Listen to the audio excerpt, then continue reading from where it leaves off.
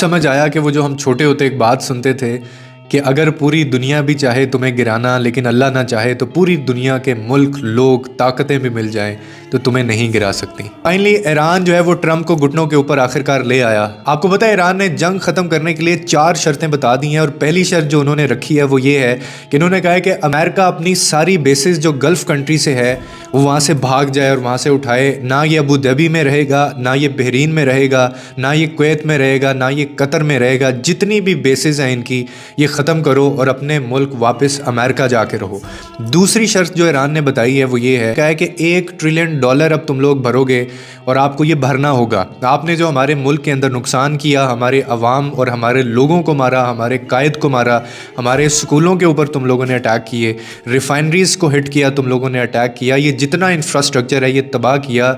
अब इसके बदले तुम लोग $1 ट्रिलियन दोगे और आपको ये हर्जाना भरना होगा। तीसरी शर्त जो ईरान ने बताई है वो ये है कि उसने कहा है कि कोई बड़ा लेके आओ, कोई ऐसा बंदा जो तुम लोगों की गारंटी ले सके। अब वो बड़ा कौन है ये आप लोग बहुत अच्छे से जानते हैं। तुम लोगों की ज़ुबान का कोई पता नहीं है। हम लोग ट्रंप के ट्वीट के ऊपर नहीं चलने वाले। हम अगर मुज़ाकरात करेंगे तो कोई बड़ा बीच में बिठाओ, हम टेबल टॉक करेंगे और ये पूरी दुनिया देखेगी। कोई बुज़ुर्ग और कोई बड़ा उसके अंदर बीच में होना चाहिए, उसके बाद हम तुम्हारी बात पे यकीन करेंगे, वरना हम तुम्हारी गारंटी नहीं उठा सकते क्योंकि तुमने आगे भी हमारे साथ मुज़ाकरात किए थे, तुम फिर भाग जाते हो। और चौथी शर्त जो ईरान ने रखी है वो तो छक्का मार दिया है जी। उसने कहा है कि भाईजान हमारे ऊपर जितनी आलमी सैंक्शंस हैं जो आपने लगाई हैं ईरान के ऊपर वो सारी की सारी आपको हटानी होंगी। आप टोटल जो सैंक्शंस हैं उनको हटाएं। हम कोई एटॉमिक बॉम्ब नहीं बनाते, हम कोई थ्रेट नहीं है आपके लिए, लेकिन ये 4 शर्तें पूरी करें। अब आपको भी पता है कि ये 4 शर्तें ऐसी हैं जो ट्रंप साहब नहीं मानेंगे। इसका मतलब क्या हुआ? इसका मतलब ये है कि ईरान एक लंबी जंग चाहता है और उसको भी ये पता है कि ये हमारी शर्तें पूरी नहीं करेंगे। यानी ईरान कहता है मैं इतनी महंगी बना दूंगा ये जंग तुम लोगों के लिए, तुम्हारी औकात मैंने बताई, अरबों को उनकी औकात बताऊंगा। और इसके अलावा स्ट्रेट ऑफ हरमोज जो है वो सबसे बड़ा छक्का रहा इस जंग का।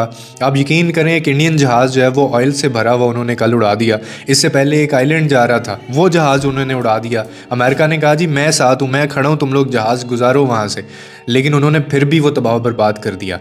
और थाईलैंड का जहाज़ जो था वो भी तबाह किया उन्होंने और उठा के साइड पे फेंका है। सिर्फ पाकिस्तान के जहाज़ को एस्कॉर्ट किया गया, यानी वो खुद गए साथ में।